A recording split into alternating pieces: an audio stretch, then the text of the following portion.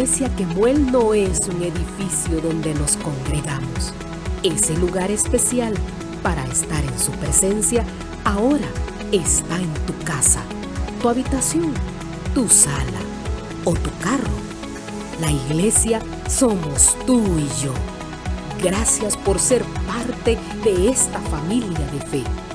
Esta es tu casa, donde sanamos juntos nuestras heridas, donde siempre hay segundas oportunidades, donde el perdón es abundante, donde aprendemos juntos, donde somos levantados por Dios.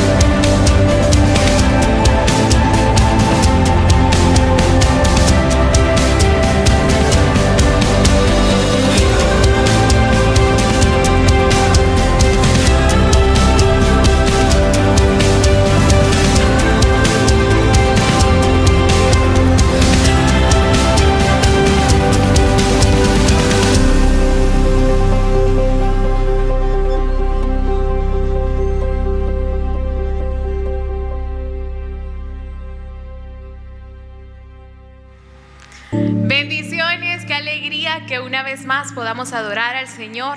Bienvenidos a todos los que se están conectando en esta hora.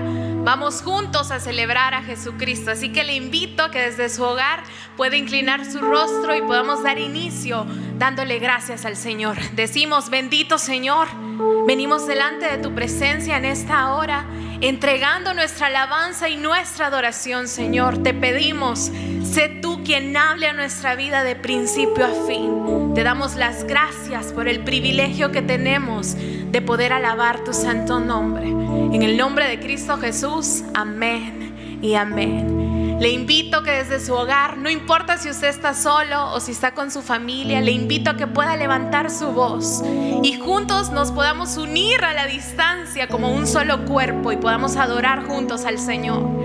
Te decimos, damos todo el honor a ti, Señor. Te bendecimos en esta hora, Padre. Levante su voz con nosotros. Damos honor a ti. Damos honor a ti, Creador de vida, eres tú. Damos honor a ti.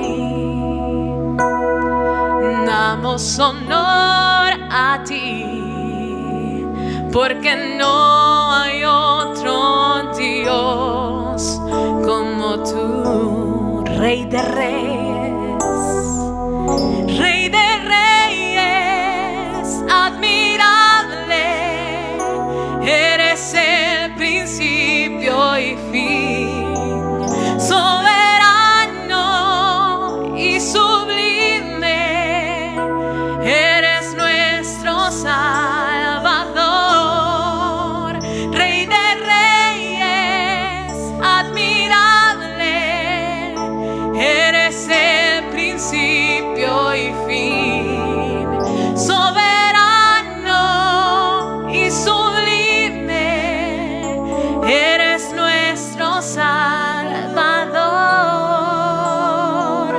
Damos honor a ti. Damos honor a ti, Creador de vida, eres tú, oh Señor. Damos honor a ti.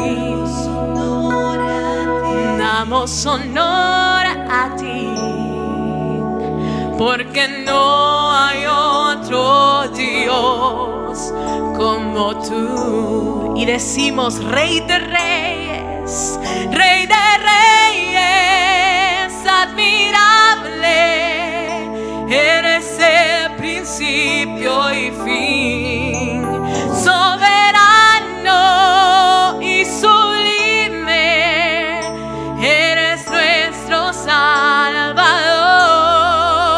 Rey de Reyes, admirable, eres el principio y fin, soberano y sublime, eres nuestro Salvador.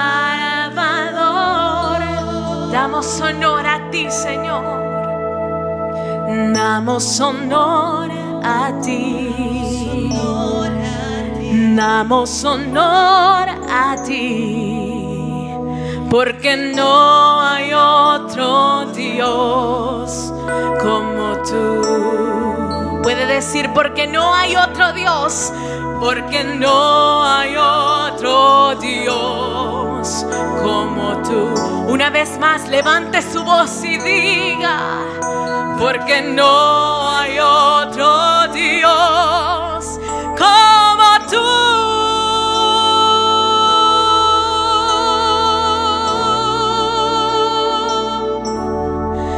No hay nadie como tú, Señor. No hay nadie como tú, Padre Celestial. Y en esta hora entregamos nuestra alabanza, Señor. Entregamos nuestra gratitud delante de tu presencia, Señor. Y te decimos: bendito seas, Señor. La palabra del Señor dice: bendice alma mía Jehová, y bendiga todo mi ser tu santo nombre.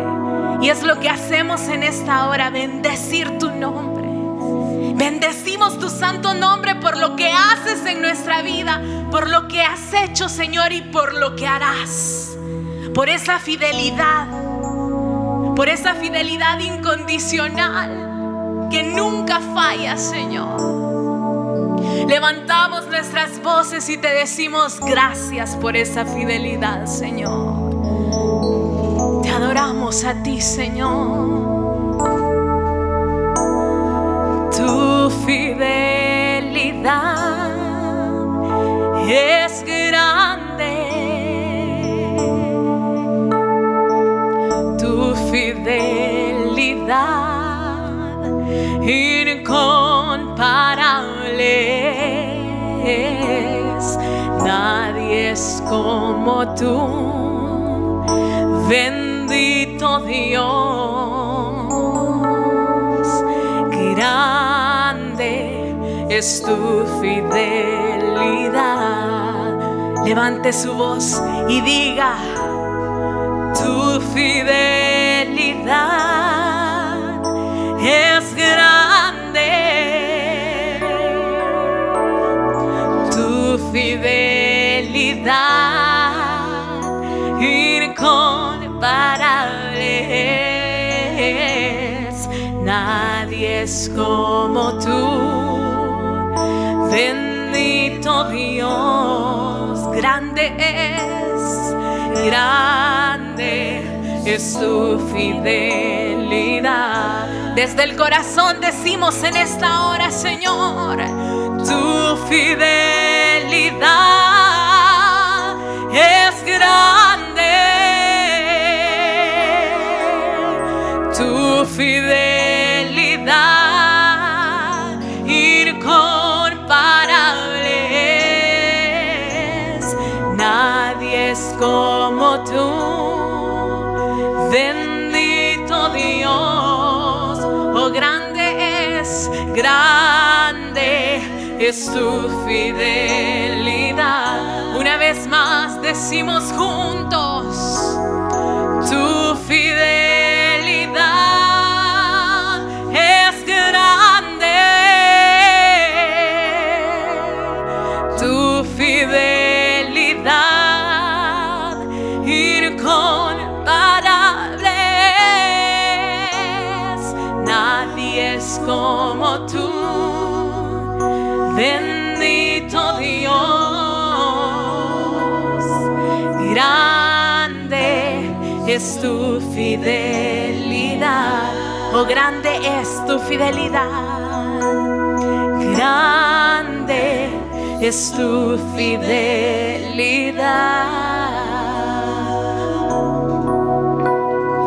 Grande es tu fidelidad.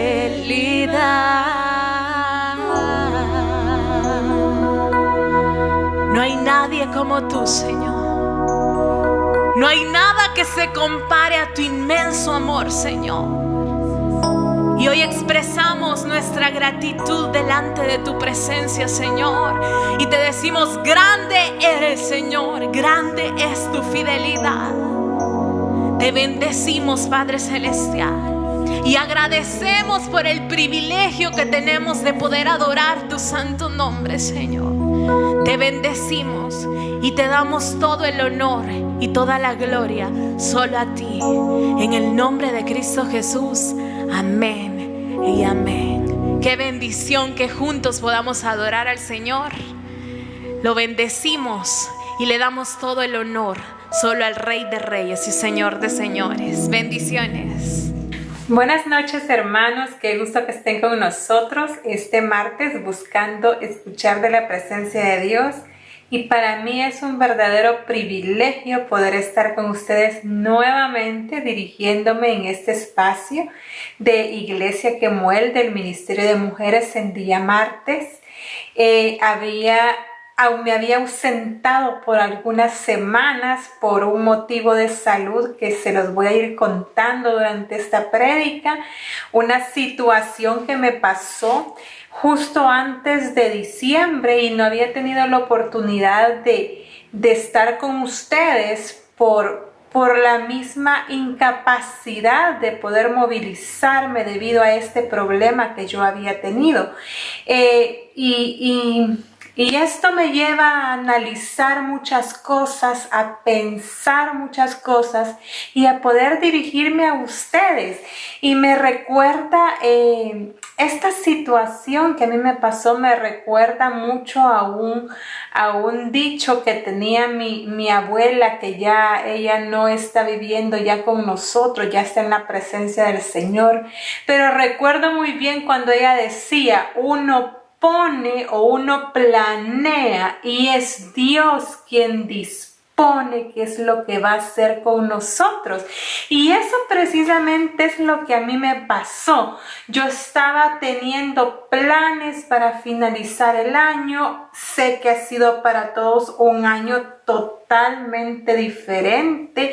Las celebraciones que íbamos a tener como familias eran totalmente distintas a las que veníamos acostumbrados a tener. Pero habían ciertos planes, habían ciertas situaciones, tanto laborales como personales, como ministeriales, que yo tenía planeado hacer para fin de año.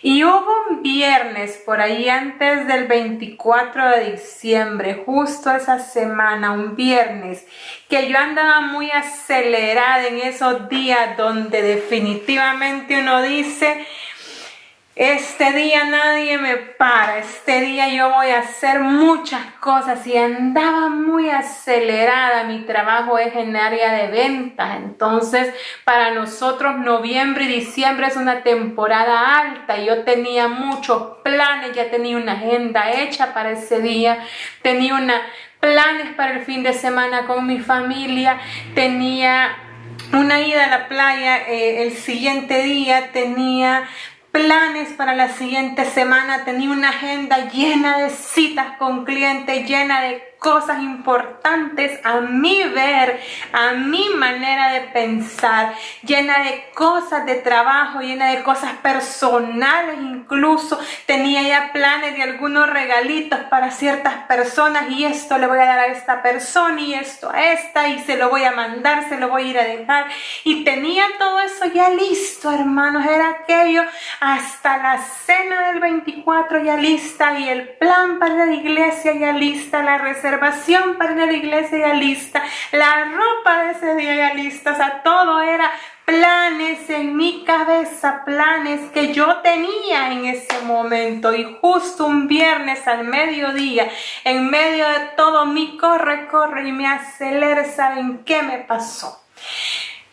Saliendo de la empresa, me deslizo en una alfombra y pongo el pie derecho y caí de una manera sobre el tobillo que no se los puedo explicar.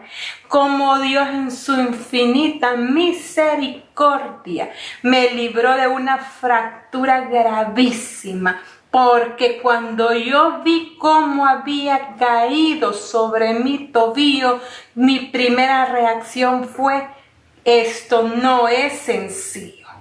Esto no es una caída normal. Esto no es una caída donde yo me voy a sacudir y voy a comenzar a seguir caminando. Esto no es cualquier cosa. Y justo ahí en la entrada de la empresa, en la puerta de donde yo trabajo, yo me quedé sentada pensando qué iba a hacer. Y cuando yo vi mi tobillo inmediatamente se inflamó y se puso de un color rojo en la parte donde me había golpeado, y no lo podía mover. Y lo primero que pensé fue llamarle a mi esposo. Él estaba en una reunión y me dice: estoy en una reunión, ¿te correspondo? No, le dije, me pasó un accidente, me caí. Siento que no es sencillo lo que me ha pasado. Yo conozco de caídas. Yo en mi juventud fui basquetbolista, jugué mucho basquetbol y sé lo que es una caída. Y ya me había pasado situaciones de caída en mi juventud y había sanado fácilmente. Y entonces cuando yo me vi el pie, cada vez lo veía más inflamado y cada vez el dolor era más intenso. Y le dije a un compañero de trabajo: ¿me puede hacer el favor de llevarme al hospital? Y todo el mundo se quedó consternado porque nadie esperara que una caída tan simple en una grada, un desliz tan simple en una grada, fuera a representar tal gravedad de situación. Pues para no hacerles larga la historia, llegué al hospital, me hicieron radiografía, el dolor era intenso, sumamente fuerte, no podía apoyar el pie. Gracias a Dios no era fractura, pero sí me diagnosticaron un esguince grado 3 con una lesión en el tobillo, con una pequeña fisura en el tobillo. Entonces, 3 semanas de incapacidad, 2 semanas inmovilizadas con yeso y total dependencia para hacer todo porque era la pierna, y totalmente prohibido ponerle peso al yeso. Tratar de hacer todo de la mejor manera en medio de una temporada difícil en mi trabajo, porque cerrando un año difícil, trabajando desde casa. ¿Y qué más les puedo decir? El estado de ánimo cambia totalmente, y es cuando viene Dios y dice: yo tengo un plan distinto para ti, yo tengo algo diferente para ti, yo voy a hacerte pasar por algo para ti. Entonces es cuando Dios a mí me recuerde, cuando yo comienzo a decirle: Señor, ¿por qué me pasa esto? Si yo tenía tantos planes para hacer, tantas cosas para hacer, tantas situaciones que yo necesito necesitaba resolver o hacer, incluso había planeado hacer.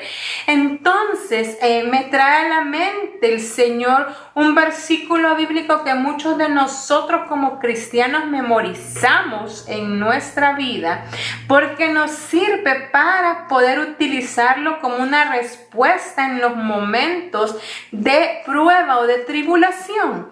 Y es Romanos 8:28, que dice: y sabemos que a los que aman a Dios, todas las cosas les ayudan a bien.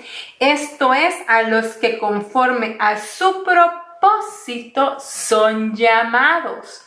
Y es fácil aprendernos este versículo y es fácil poder memorizarlo, pero lo difícil es al momento que necesitamos llevar este versículo a nuestra vida, ponerlo en práctica. Es difícil cuando el proyecto de su vida de un día para otro cambia. Y quizás usted podrá decir, pero lo que a la hermana le pasó es sencillo. Sí, posiblemente para usted represente algo sencillo. Quizás para mí no lo fue. Mi estado de ánimo cambió. Créame, yo me sentí impotente, me sentí inútil, me sentí con dolor, sentí que sufrí momentos de bajones, tal vez no depresión, pero sí momentos donde yo no tenía, me faltaba el ánimo, momentos donde yo decía, yo no puedo con esto, momentos donde yo decía, ¿por qué me pasó esto? Momentos de total diferentes situaciones o sentimientos que a uno le pasan, pero es bien fácil aprendernos este versículo, pero al momento que estamos pasando por diferentes problemas, lo difícil es ponerlo en práctica. Lo difícil es al momento que Dios te cambie un plan, ¿cómo vas a poner en práctica este versículo? Al momento que las cosas no salen de acuerdo a lo que nosotros habíamos planeado, como me pasó a mí, porque yo tenía planes ya hechos, pero las cosas no habían salido como yo las había planeado. Entonces, ¿qué sucede con este versículo cuando, por ejemplo, se ha quedado usted sin trabajo, mi hermano o mi hermana, y no tiene ingresos? ¿Qué sucede con este versículo cuando uno está enfermo y la enfermedad es grave o un familiar está enfermo? Cuando Dios permite en su vida diferentes cosas o diferentes situaciones que le agobian y que le quitan el sueño. Cuando tu matrimonio no se restaura y uno dice, yo he estado orando porque mi matrimonio se restaure, pero el matrimonio no se restaura, entonces uno como en ese momento de tribulación, en ese momento de aflicción, en ese momento de bajón, en ese momento donde las cosas cambian, en ese momento donde su hijo tiene un hijo rebelde y usted por más que está orando, ese hijo no regresa. En esos momentos, como uno dice, a los que amamos a Dios, todas las cosas nos ayudan a bien, y conforme a los que en su propósito somos llamados, como uno pone en práctica este versículo. Y entonces es en este momento donde este versículo se vuelve un reto, es en este momento donde realmente este versículo toma valor en nuestras vidas. Y yo quiero que esta noche tengamos conciencia, una conciencia verdadera de lo que este versículo representa para nuestras vidas. Porque independientemente del problema que usted y yo podamos estar teniendo, ahora mi situación ya no es tan grave como era hace 3 semanas. El pie ha mejorado, no puedo caminar bien todavía tengo cierta inflamación, ya mi cuerpo no sana igual como sanaba cuando yo tenía 23, 22 años que tuve mi último esguince, ya mi cuerpo no reacciona de la misma manera. Recuerdo cuando a mí me quitaron mi yeso de mi último esguince, yo 2 días después andaba feliz caminando, como que nada pasaba, peloteando, jugando basquetbol, haciendo mis ejercicios, totalmente sana. Ahora ya no, ya ha pasado una semana y todavía no estoy bien. Entonces, esta situación, yo quiero decirle claro que independientemente del problema que usted tenga o que yo tenga, esta situación va a pasar. Esto va a pasar porque esta situación, así como ha tenido un principio, va a tener un fin. Este proceso que usted está pasando, así como ha tenido un principio, va a tener un fin. Y entonces, ¿cómo inicia este versículo? Fíjese algo bien importante, que Romanos 8:28 inicia con una frase que dice, y sabemos que. Comienza con una frase de confirmación de algo que ya creemos o de algo que conocemos, pero que tenemos la certeza que esa frase es cierto. Lo que vamos a declarar después de esto, esta frase, y sabemos que, significa este párrafo, esta frase al principio de este versículo, significa que le da la seguridad de lo que usted va a declarar es totalmente cierto. Eso es lo que le está diciendo. Aquí no cabe la duda, aquí no cabe la incertidumbre de posiblemente lo que amamos a Dios. No, es y sabemos que, o sea, de entrada, este versículo bíblico nos está diciendo con seguridad algo que ya tenemos en nuestro conocimiento como parte de nuestra vida. Eso es lo que este versículo nos está haciendo. Es una frase de confirmación, es una frase de confianza, es una frase que elimina la duda. Eso es lo que está acá. Entonces, en Job, capítulo 19, versículo del 25 al 27, yo quiero que leamos algo que respalda esta pequeña frase y sabemos que. Fíjese lo que dice Job. Yo sé que mi Redentor vive y al fin se levantará sobre el polvo. Y después de deshecha esta mi piel, en mi carne he de ver a Dios, al cual veré por mí mismo, y mis ojos lo verán y no otro. ¿Qué está diciendo Job? Y dice, y fíjense que termina, aunque mi corazón desfallezca dentro de mí. ¿Qué está diciendo Job en este versículo? Él está diciendo que él sabe que su Redentor vive. Es lo primero que dice Job. Y dice después que él sabe que al fin su Redentor se va a levantar a su auxilio. Y algo bien importante que dice, y después de deshecha esta piel en mi carne, he de ver a Dios. Él está diciendo que aunque él esté deshecho, él va a ver a Dios, porque él sabe que su Redentor vive. Y esto es lo que dice Job después de haber soportado duras pruebas, enfermedades, pérdidas de su familia y de sus hijos y de todo lo que tenía. Dolor, sufrimiento, ataques espirituales, su propia esposa le había dicho que maldijera a Dios y que se muriera. Sus propios amigos le habían dicho que lo que le estaba pasando a él era juicio por pecado. Job no tenía ningún tipo de consuelo, y aún así, sintiéndose en medio de toda esa tribulación, aún así Job levanta sus brazos y dice que su Salvador está vivo y que su Salvador se va a levantar a ayudarle, y aunque su piel esté deshecha, sus ojos lo van a ver. Esto es lo que dice Job. Job sabía que Dios se iba a levantar a su auxilio. Job sabía que Dios se iba a levantar para callar al enemigo, que era su esposa, para callar al enemigo, que eran sus amigos que le estaban dando la espalda o lo estaban criticando, para callar al enemigo, que eran toda esa serie de ataques espirituales que él había tenido en medio de su proceso. Job sabía que su Redentor estaba vivo, aunque su corazón, dice la palabra y lo describe en este versículo, estaba desfalleciendo. Job sabía que el enemigo estaba buscando robar, matar y destruir, pero él estaba tomado de las manos de un Redentor vivo. Entonces, ¿qué nos está enseñando Job?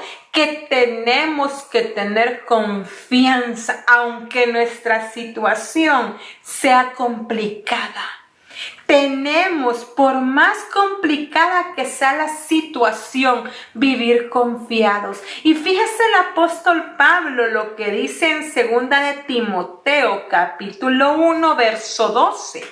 El apóstol Pablo sabemos que había pasado por diferentes situaciones de dolor, de sufrimiento y de incertidumbre. Y lo que dice es: por lo cual asimismo padezco esto, pero no me avergüenzo, porque yo sé en quién he creído y estoy seguro que es poderoso para guardar mi depósito para aquel día. Yo sé en quién he creído, dice el apóstol Pablo. Entonces, dice, lo primero que nos enseña este versículo es que nosotros tenemos que estar seguros en quien hemos creído, independientemente cuál sea su situación o cuál sea mi situación. ¿Qué es lo que nos está agobiando? ¿Qué es lo que nos está preocupando? ¿Qué es lo que nos está quitando el sueño? ¿Qué es lo que no nos deja dormir? Independientemente cuál sea su situación, tenemos que saber que hemos creído en un Dios poderoso, que hemos creído, que creemos en el Creador del universo, que creemos en el Señor de los ejércitos, que creemos en el Señor de señores, en el buen pastor, en aquel que dice: yo soy el alfa y la omega, como dice en Apocalipsis 1:8. Yo soy el alfa y la omega, el principio y el fin, el que es, el que era y el que ha de venir. En ese Dios hemos creído. Así que, mis hermanos, hemos creído en el Todopoderoso. Entonces tenemos que saber que cualquier situación que estemos pasando, somos hijos y somos hijas del Rey poderoso. Lo segundo que dice este versículo bien importante es: a los que aman a Dios. ¿Y qué significa amar a Dios? Fíjese que en Marcos capítulo 12, verso 30, nos dice cuál es el principal mandamiento. Y dice: amarás al Señor tu Dios con todo tu corazón, con toda tu alma, con toda tu mente y con todas tus fuerzas. Ese es el principal mandamiento. Y aquí claramente nos dice cómo tenemos que amar a Dios. Entonces, si realmente amamos a Dios, vamos a amar a Dios con todo nuestro corazón, que significa amarle con todos nuestros sentimientos y todo nuestro afecto. Esto implica que usted puede amar a una persona en este mundo, pero esa persona no puede ocupar el lugar que le corresponde a Dios.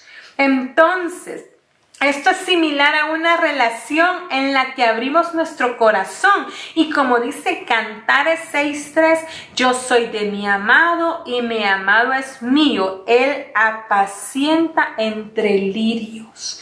¿Qué significa el amor? Es amar a Dios, es ese amor de pertenencia. Le pertenecemos a Dios. Amar a Dios con toda el alma es amarlo con todo el deseo de estar y permanecer en su presencia. Y esto lo dice Salmo 42:2. Fíjese lo que dice: mi alma tiene sed de Dios, del Dios vivo. ¿Cuándo vendré y me presentaré delante de Dios? Amar a Dios con el alma es amar a Dios con el deseo de permanecer en su presencia. Amar a Dios con la mente es amarlo poniendo nuestros pensamientos completamente para Dios.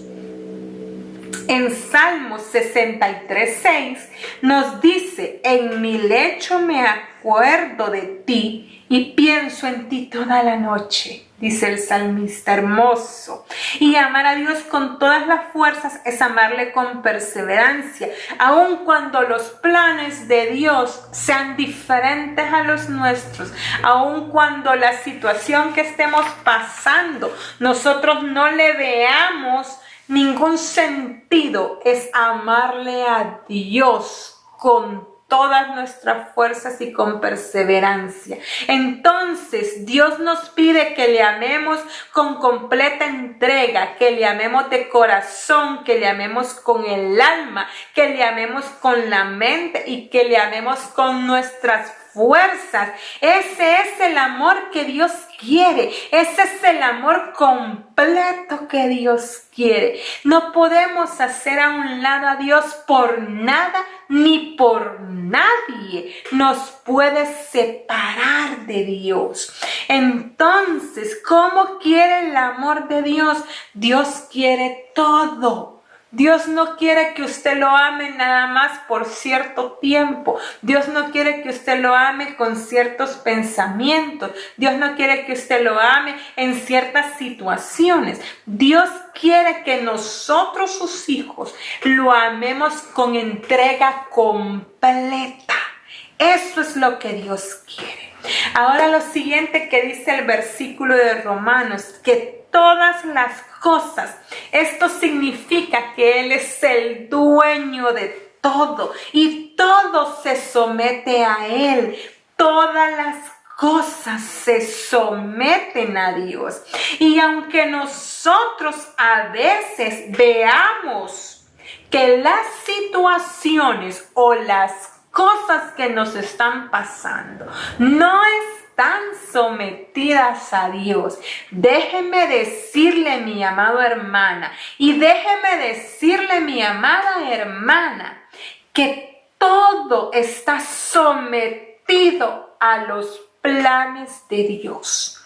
Aunque usted vea que la situación no tiene cabeza, aunque usted vea que la situación no es para su bien, todo Dios lo ha permitido por algo. Y esta experiencia que a mí me pasó, Dios me enseñaba a poder poner un alto en ciertas cosas, a poder poner un stop, a poder ir despacio. Dios me frenó en lo acelerada que yo venía y en lo activa que yo soy. Dios me dijo: un momento.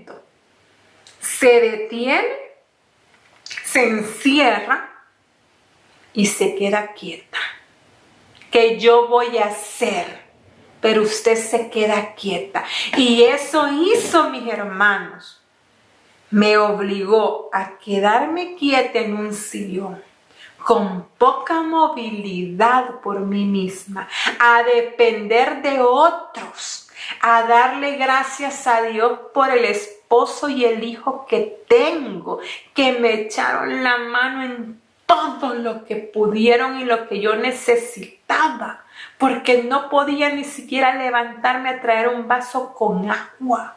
A ese nivel Dios me llevó a ser agradecida por la familia que tengo, a poder decir gracias, Señor, por el esposo que me diste, gracias, Señor, por el hijo que me has dado, gracias, Padre, por todo, a poder valorar lo que tengo. Eso fue lo que el Señor me enseñó.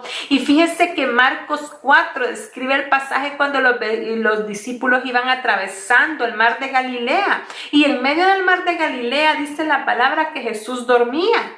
Y cuando Jesús dormía, dice la escritura que había una tormenta y que el barco amenazaba con hundirse. Y estos hombres eran pescadores, estaban acostumbrados a estar en alta mar, estaban acostumbrados a vivir esas tormentas, estaban acostumbrados a vivir todo esto, pero dice la palabra que ellos tuvieron miedo y dice la palabra que creyeron que Jesús se había olvidado de ellos. Entonces le gritaron: Señor, sálvanos que perecemos. Y cuando Jesús despertó, le dice al mar: calla, enmudécete.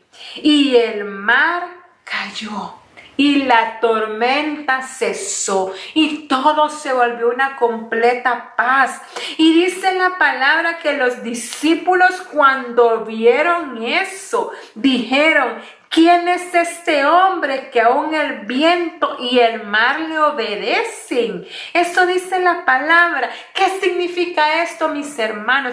Que todo le obedece a Dios. Todo le obedece a Dios. Que basta, que tenemos que entender que solo basta una tan sola palabra para que su proceso mengue.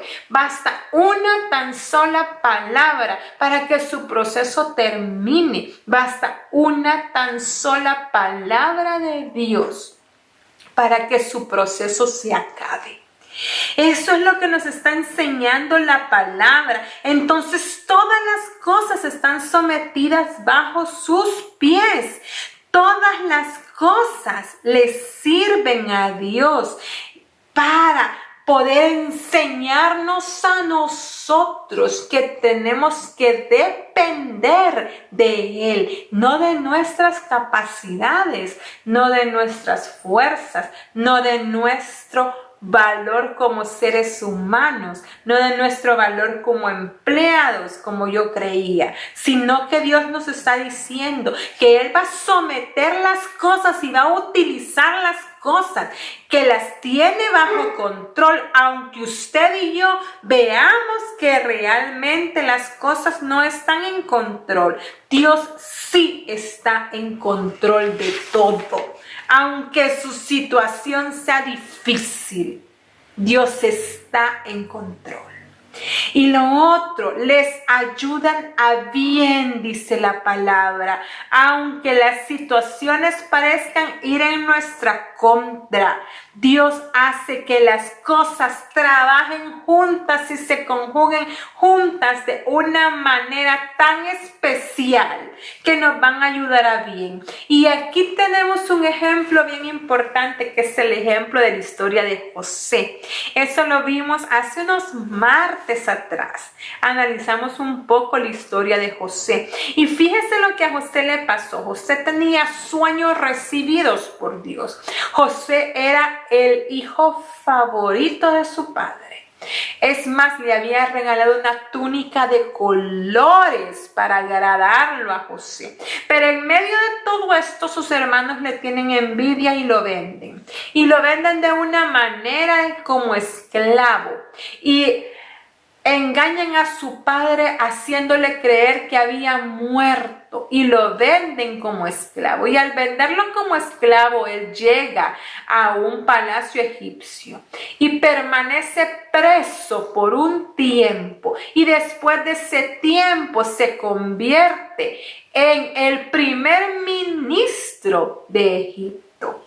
Y fíjese algo, para que él pudiera llegar hasta ahí, tuvo que pasar una serie de procesos que cualquiera de nosotros hubiese pensado que Dios había perdido el control, que Dios había tirado los dados y se le había ido de más, que Dios no estaba en control de lo que a José le estaba pasando. Pero la palabra nos enseña que al convertirse él en el primer ministro egipcio, él llega a tener tanto poder, un poder que no hubiese sido capaz de tener estando él en la casa de su padre.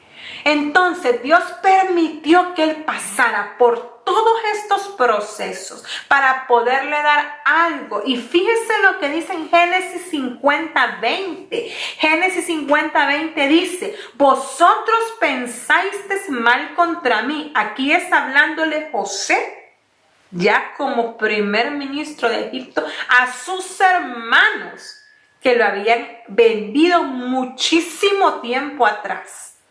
Les estaba diciendo, les estaba revelando quién él era y les estaba diciendo lo que él había aprendido de su proceso. Vosotros pensasteis mal contra mí, mas Dios lo encaminó a bien para hacer lo que vemos hoy, para mantener en vida a mucho pueblo. ¿Y qué es lo que pasó acá? ¿Qué es lo que Dios hizo con la vida de José? Dios permitió que José pasara por todo ese sufrimiento. Lo convirtió a bien, dice la palabra. Lo hizo primer ministro egipcio y José pudo alimentar y salvar al pueblo de Israel de la hambruna que estaba pasando. Entonces, aquí es donde vemos que si Dios cambia las cosas de mal a bien, como lo hizo con José, lo puede hacer con nosotros. Yo quiero que usted se pare frente al problema que tiene y declare con fe lo que dice la palabra. Declare con fe que todas las cosas le van a ayudar a bien. Y el propósito dice todavía una frase al final de este versículo que estamos analizando esta noche. Dice: conforme a los que en su propósito son llamados. No se olvide de esa frase, porque hay algo bien importante en esa frase. Dios tiene un propósito para nuestras vidas. Cualquier cosa que acontezca en su vida, como en la mía, Dios tiene un plan. Dios tiene un propósito. Aunque usted me diga: hermana, ¿cómo Dios va a tener un propósito de este problema que estoy viviendo? Hermana, no se lo estoy diciendo yo. Hermano, no se lo digo yo. Se lo está diciendo la palabra de Dios. Dios tiene un plan. Dios tiene un propósito para su vida. Dios tiene un plan, una meta, un objetivo para usted y para mí, que va más allá de lo que nuestros ojos ven, que va más allá de lo que nosotros podemos estar viviendo ahorita, que trasciende lo humano, pasa a lo espiritual. Eso es lo que sucede, porque es importante que nosotros sepamos que el plan de Dios no es humano, el plan de Dios es espiritual, que todo lo que usted está viviendo, sean pruebas, problemas, situaciones, tienen un plan y un propósito espiritual para su vida. Y entonces es importante que usted le pregunte a Dios cuál es ese plan, que le preguntemos, que reconozcamos, porque a veces estamos tratando de caminar fuera del plan de Dios, cuando tenemos que estar caminando adentro del plan de Dios. Y por eso es que muchas veces en nuestra vida se vuelve un nudo de problemas. Entonces, ¿qué tenemos que saber? cuál es el plan de Dios para nuestras vidas y si realmente estamos caminando adentro de ese plan. Porque fíjese lo que dice, y con esto voy a cerrar, Jeremías 29:11. Porque yo sé, dice Jehová, esto lo dice Dios para usted y para mí.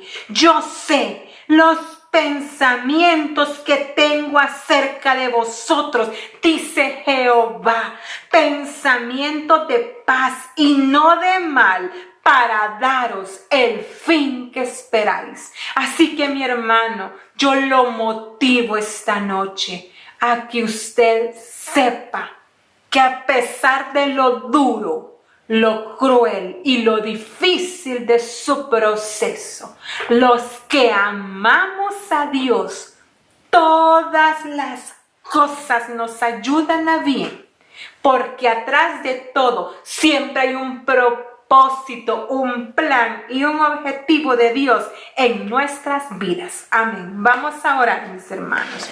Gracias, Padre, por esta noche. Gracias, Señor, por tu palabra que es viva y eficaz, Señor. Gracias, Padre, porque nos permites conocer por medio de la Escritura cuáles son tus pensamientos para nosotros, tus hijos, Señor. Te pido que tomes control de sentimientos, de pensamientos, Señor, que dé respuestas a situaciones de problemas, Padre. Señor, sea usted el que viene depositando pensamientos esta noche en la vida de cada uno de mis hermanos que han escuchado esta prédica, Señor, para que tú des respuestas, Padre, para que des respuestas de todo lo que tú tienes planeado para nuestras vidas y que entendamos, Señor, que nuestra vida es más que esto temporal que estamos viendo, que hay un proceso de formación espiritual tuya atrás de todo. Gracias, Padre, en el nombre de Jesús, amén. Y de la misma manera, yo quiero que usted, si no tiene a Cristo en su corazón esta noche, ore conmigo esta oración, ahí donde está brevemente, para dejar que el Señor entre en su vida y en su corazón. Amado Padre, yo te recibo esta noche como mi único y suficiente Salvador personal. Creo que eres Dios, que moriste en la cruz por mis pecados y que resucitaste al tercer día. Me arrepiento, soy pecador. Entra en mi vida y en mi corazón, Señor, en mi vida, Señor. En el nombre de Jesús, amén. Y bueno, mis hermanos, antes de retirarnos, vamos a poner en manos del Señor nuestros diezmos y ofrendas. Ahí en la parte de abajo de nuestras pantallas le va a salir el número donde usted puede hacer sus depósitos en nuestro Alfolí, que es una cuenta del Banco de América Central, para apoyar a su iglesia. Recuerde que tenemos que seguir predicando la palabra de Dios. Ya vienen nuevos planes para este año. Primero Dios, ya pronto vamos a poder vernos personalmente, así que por favor haga su aporte, que es importante, como un pacto con Dios, no con el hombre, sino que con Dios. Amado Padre, ponemos en tus manos nuestros diezmos y ofrendas. Bendiga, Señor, multiplique, Padre, al dador alegre, Padre, bendígalo, Señor, en el nombre de Jesús, amén. Y bueno, hermanos, de verdad, muchísimas gracias por habernos acompañado esta noche. Gracias de verdad por estar siempre pendiente de esta franja del día martes. Esperamos ya poder vernos los próximos martes sin ningún problema. Oro al Señor porque la palabra que Dios nos ha dado esta noche a cada uno de nosotros sea un rema permanente en nuestras vidas por esos momentos de tristeza, de tribulación y de necesidad. Que el Señor sea dando respuesta para cada uno de nosotros. En el nombre de Jesús así va a ser. Y gracias por habernos acompañado. Nos vemos, recuerde, el día de mañana en el estudio bíblico con nuestro pastor. Jueves nuestro culto de hombres y matrimonios, viernes jóvenes adultos, sábado jóvenes adolescentes, el domingo nuestros 3 cultos y el culto en línea, y el día lunes nuestro culto de oración con nuestra hermana Dorita, que la amamos mucho. Así que en el nombre de Jesús nos vemos el próximo martes. Buenas noches y bendiciones.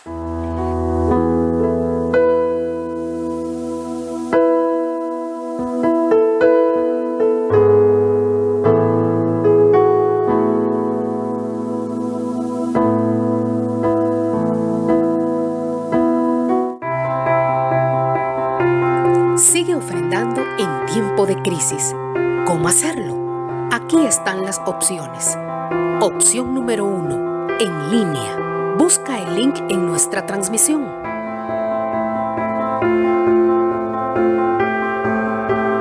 Coloca la cantidad que deseas donar.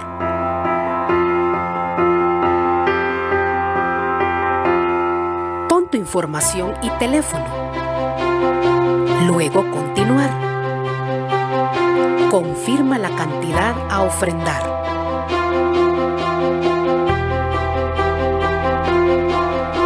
Introduce los datos personales de tu tarjeta.